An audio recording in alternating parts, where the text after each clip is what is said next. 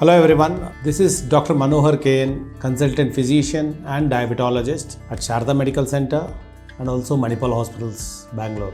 This new year, I thought we will discuss something what is very common and very important for the healthy life and also for being diabetics. 1/3 of our life goes doing this, but not many of us address this when we converse or during consultations also. Do you know what I'm talking about? It is sleep. 6 to 8 hours if someone sleeps, that means 1/3 to 1/4 of life is gone sleeping. So that is the importance of this physiological phenomena. Sleeping is not just not doing anything there. There are a lot of things what happens there. Growth in children, reviving yourselves, improving your immunity, improving your memory, getting the hormonal rhythms back and recharging ourselves are the most important things what happen there. Let us be crisp. There are various types of sleeps, various types of disorders, but first message I'm trying to give it to you here is we need to address sleep as an important entity for being healthy and even when they are ill. So what is that we need to look at it? It's not just the duration of 6 to 8 hours when you sleep. When you wake up, how fresh you are and how happy you are and are you looking forward for the day ahead of you is the most important thing. Someone may sleep less or more, but if they are not up and looking forward, that means there is something wrong there.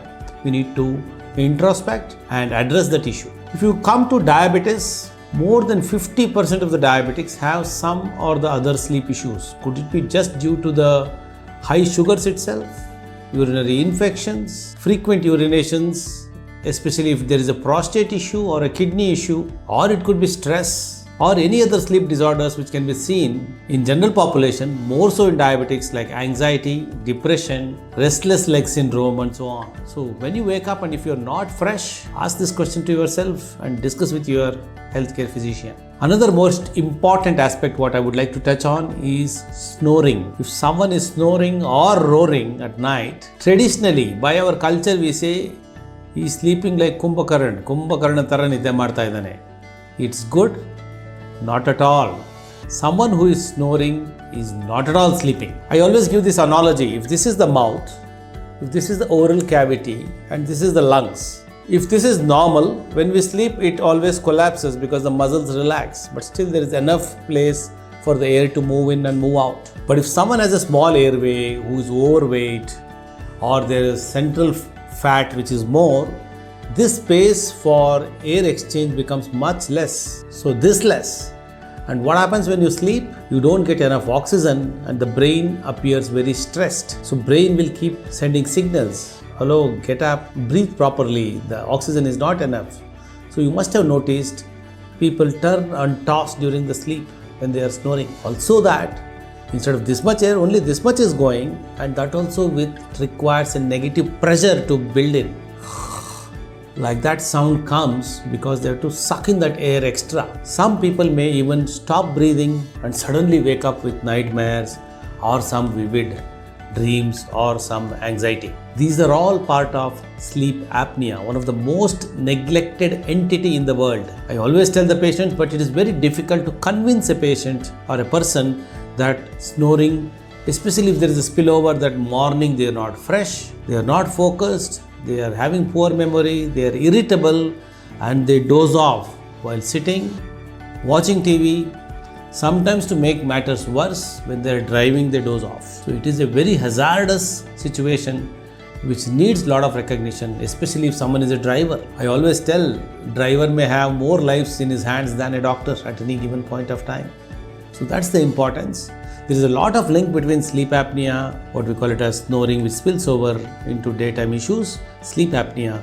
It could be central, it could be obstructive, but there are a lot of similarities and there are a lot of exchange what happens between hypertension, diabetes, distress, high cardiovascular events, kidney events in people who have sleeping disorder like sleep apnea or snoring. So we need to address that. We need to treat that. There is something called polysomnography or a sleep study which can pick it up. Historically, simple ways is if they are not fresh when they wake up and they are found snoring, then we need to look forward for these things to be addressed. So friends, in your house or in your neighborhood, or in your friends, if someone is snoring, especially when they are waking up in the morning not so very fresh, think about sleep apnea and consult your doctor. More so if you are a diabetic or a hypertensive, because that will make the control of diabetes and hypertension more difficult. So treatment is weight reduction. First is recognition, weight reduction, and sometimes we use positive airway pressure, CPAP, BiPAP machines, what we call it as. It sounds difficult, but when I always request people to do a trial and see how they feel, not just the discomfort. A simple mask causes discomfort. A positive pressure mask can cause more discomfort. But once you use it, the oxygenation, because of the positive pressure, it improves and you feel much more lively when you wake up. Pressure, sugars are much better under control. Even weight loss can happen. Weight loss can improve sleep apnea, and sleep apnea can be improved by reducing the weight also. So dear friends, as I said, 1/3 to 1/4 of our life goes sleeping. But think about it. When you wake up, you just ask yourself, am I feeling fresh and happy? So for healthy lifestyle, good control of chronic metabolic disorders including diabetes, obesity, hypertension, a good sleep is what is important, and snoring is not normal. Take care.